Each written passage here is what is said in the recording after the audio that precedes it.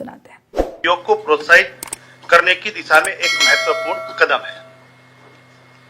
इस नीति के अंतर्गत राज्य में रजिस्टर्ड व्हीकल स्क्रैपिंग फैसिलिटीज की स्थापना को बढ़ावा दिया जाएगा, जिसके माध्यम से वाहनों की स्क्रैपिंग पूरी तरह पारदर्शी, डिजिटल और ट्रेस योग्य होगी।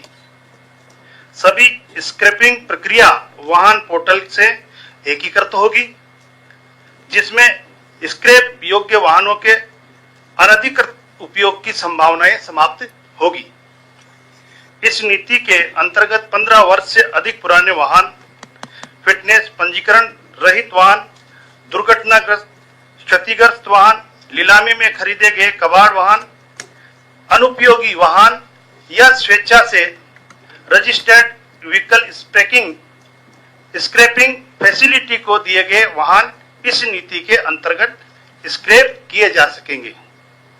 अधिकृत स्क्रैप सेंटर से वाहन स्वामी को सर्टिफिकेट ऑफ डिपॉजिट और सर्टिफिकेट ऑफ व्हीकल स्क्रैपिंग जारी किए जाएंगे। साथ ही वाहन पोर्टल पर भी डिजिटली अपलोड किए जाएंगे।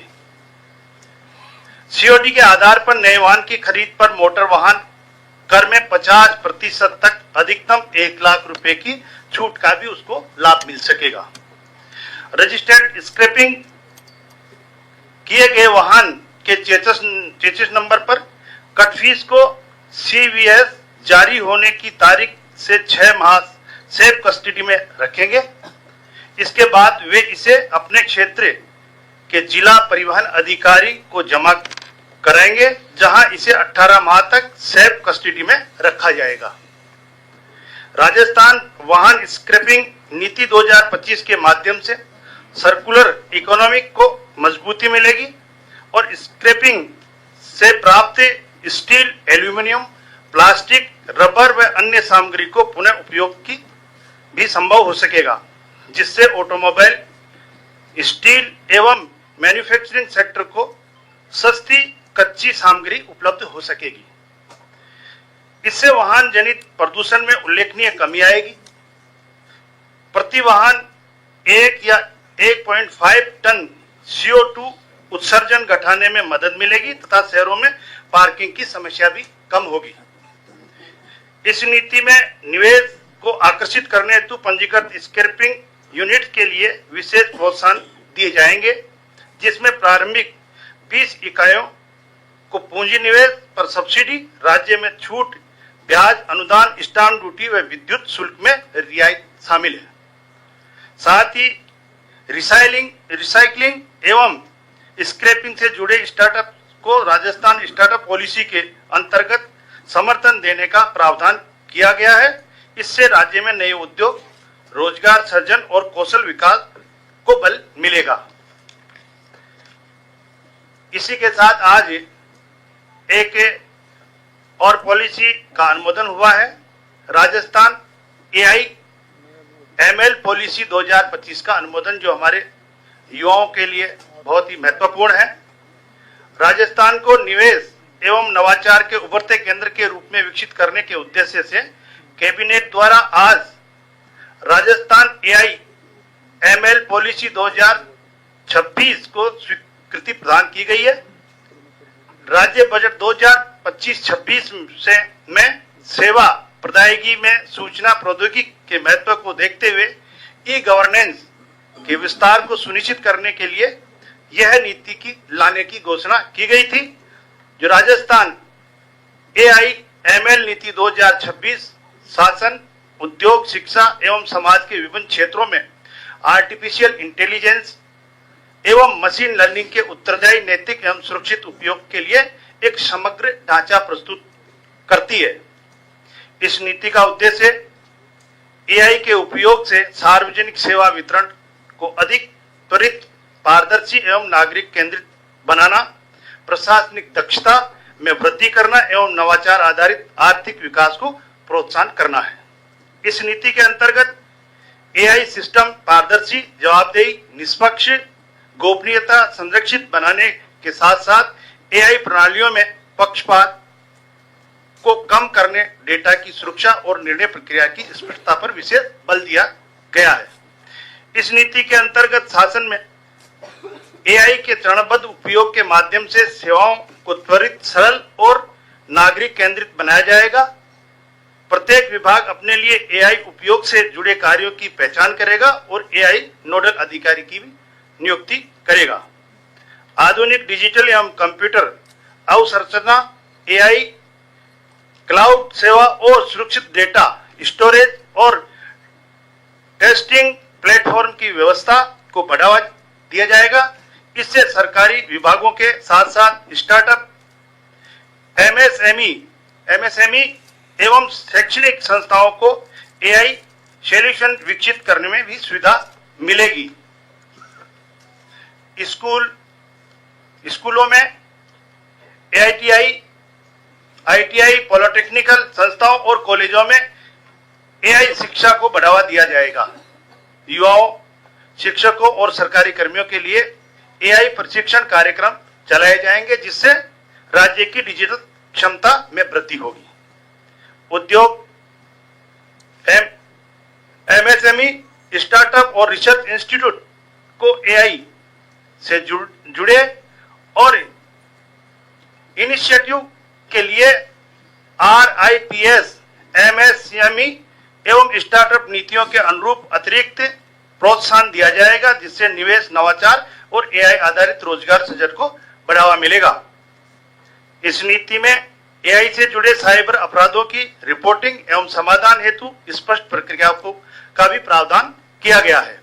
इस नीति के अंतर्गत एआई अनुसंधान, नवाचार, प्रशिक्षण के लिए प्रदेश में एक artificial intelligence centre of excellence की स्थापना की जाएगी। जैसा कि कुल मिलाकर राजस्थान एआई एमएल पॉलिसी 2025 नीति के क्रियान्वयन से विकसित राजस्थान 2047 की परिकल्पना है, उसके अनुरूप राज्य के सतत एवं समावेशी विकास के लिए एआई का एक प्रभावी उपयोग सुनिश्चित हो सके, इसके लिए ये पॉलिसी लाई गई है। मैं माननीय विधि मंत्री से निवेदन करूंगा कि वो आगे इसको कंटिन्यू करें।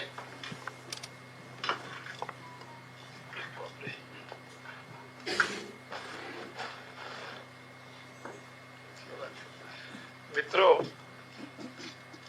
नमस्कार। आज की इस प्रेस वार्ता में सभी साथियों का बहुत बहुत हार्दिक अभिनंदन।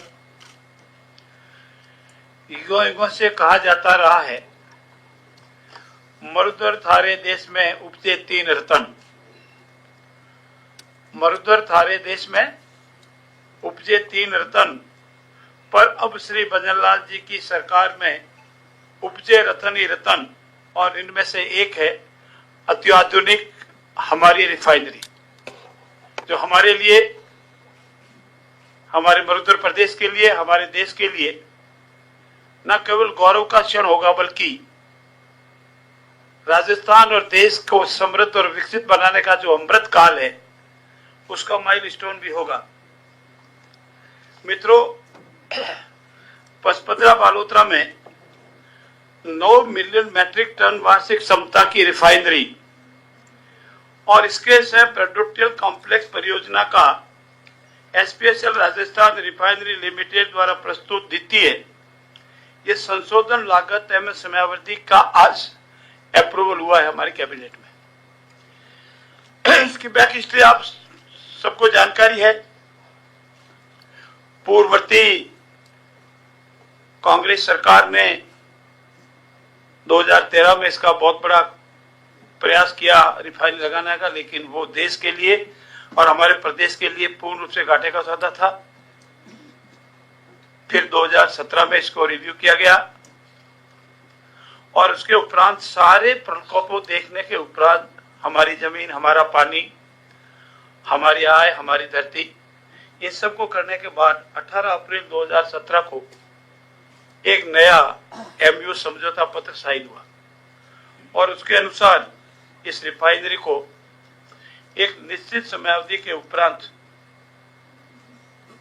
प्रारंभ होना था और इसमें 43,129 करोड़ की लागत आनी थी। 2.1 के ऋण अंशदानी पूंजी इक्विटी अनुपात था और 70% हिस्सेदारी कंपनी की थी, 26% हमारी थी। और ये कुल 28,753 करोड़ का ऋण और 14,723 की प्रेसिडेंट इक्विटी के साथ 43,129 का ये एमओ होकर के साइन हुआ। इसकी सब आपको जानकारी पूर्व की हिस्ट्री है। इसको पूरा होना था अक्टूबर 2022 में, पर पूरा नहीं हुआ। इसके बाद जून 2023 में तत्कालीन कांग्रेस सरकार ने इसकी समयावधि बढ़ाई और हमारी जो मंत्रिमंडलीय समिति बनी थी 6 मंथ रिव्यू कमेटी ने, उसमें ये जून 2023 में पूर्ववर्ती कांग्रेस सरकार द्वारा जो समयावधि बढ़ाई गई, कॉस्ट बनी, उसका अप्रूवल दिया, उसको अप्रूव किया। उसमें कोई संशोधन या अन्य नहीं किया, एज इट इज रखा। जो द्वितीय संशोधन हेतु प्रस्ताव आए थे,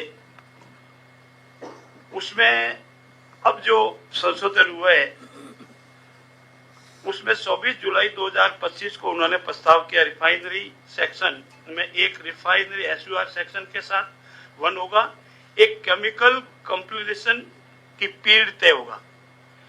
तो केमिकल का 31/12/2025 था और कमीशन प्रारंभ हो एसयूआर के बिना होना था, वो जनवरी 2026 में होना था। और पेट्रोकेमिकल सेक्शन जो था दूसरा, उस पेट्रोकेमिकल सेक्शन का कंप्लीशन मार्च 2026 था। और commercial product, you mean commercial product का थर्ड जो पार्ट आता, कॉमर्शियल प्रोडक्ट जो रहता है, वो जुलाई 2026 में पूरा होना। ये सेकंड अमेंडमेंट कंपनी लेकर के आई, तो इसका परीक्षण करवाया गया और भारत सरकार की एक कंपनी है, उस कंपनी की मार्फत इसका परीक्षण करवाया गया। तो रिफाइनरी में ये जो संशोधन सेकंड अमेंडमेंट जो कंपनी लेकर आई थी, इसको सही माना गया, वाइबल माना गया, स्टेट के हित में माना गया, देश के हित में माना गया और आज इसका अप्रूवल हुआ है। अब रिफाइनरी का जो संशोधन प्रारूप आया है, रिफाइनरी सेक्शन में पहला पार्ट इसका रिफाइनरी सेक्शन, उसका सब पार्ट है रिफाइनरी एसयूआर सेक्शन 1 के साथ केमिकल कंप्लीशन 31 दिसंबर 2025 है, जो बराबर समय पर चल रहा है। दूसरा पार्ट रिफाइनरी सेक्शन में कमीशनिंग प्रारंभ करना एसयूआर के बिना, वो जनवरी 2026 में, वो भी समय पर चल रहा है। और इसका सेकंड पार्ट है पेट्रोकेमिकल सेक्शन, उसमें केमिकल कंप्लीशन का पीरियड जो है वो 31 मार्च 2026 है। और कॉमर्शियल प्रोडक्शन जो प्रारंभ करना है वो 1 जुलाई 2026 है। और ये पूर्ण रूप से एग्री होने के आधार पर आज इसका हमने समझ दिया है। और मैंने जो आपने कहा था कि भारत सरकार की कंपनी मैकान लिमिटेड ने इसकी पूरी स्टडी की थी और स्टडी करने के उपरांत 4/12/2025 को राज्य सरकार ने उसको रिपोर्ट दी कि ये जो अमेंडमेंट जो है, ये अगर राजस्थान सरकार स्वीकार करती है तो ये राजस्थान सरकार या राजस्थान राज्य के हित में है, इसमें राजस्थान राज्य को कोई लॉस नहीं है। और इस जांच रिपोर्ट को 5/12/2025 को प्रस्तुत करने के उपरांत लागत वृद्धि को, क्योंकि लागत वृद्धि हो रही थी तो अनेक तरह के मन में प्रश्न आ सकते हैं कि लागत वृद्धि हुई तो फिर नुकसान होगा, तो उन्होंने कहा है कि लागत वृद्धि जो हुई है वो उचित माना है। और रिफाइनरी कार्य में जो विलंब हुआ है उसका एसआरएलएम द्वारा वित्तीय संशोधित लागत मूल्य एवं समयावधि प्रस्ताव प्रस्तुत किया गया और उसको इंटरेस्ट ड्यूरिंग कंस्ट्रक्शन हुआ, इसको आईडीसी बोलते हैं। ये कंस्ट्रक्शन जो लागत बढ़ी है वो ड्यूरिंग द कंस्ट्रक्शन पीरियड में बढ़ी है और उस कंपनी ने इसको भारत सरकार के उपक्रम में सही माना। और इंटरेस्ट ड्यूरिंग कंस्ट्रक्शन के कारण इक्विटी पेटे भुगतान हेतु सरकार की इक्विटी राशि 6,321 करोड़ से बढ़कर रुपए 6,886 करोड़, कुल वृद्धि 565 करोड़ हो जाएगी। और प्रशासनिक विभाग ने भी ये माना कि अनुशासित रिफाइनरी परियोजना द्वारा ये जो हम अलाउ कर रहे हैं, इससे अतिरिक्त राशि का जो 565 करोड़ का मैकेनिकल कंप्लीशन समयावधि की वृद्धि की शर्त प्रदान की गई है, वो पूर्ण अनुपात यथावत बनी रहेगी।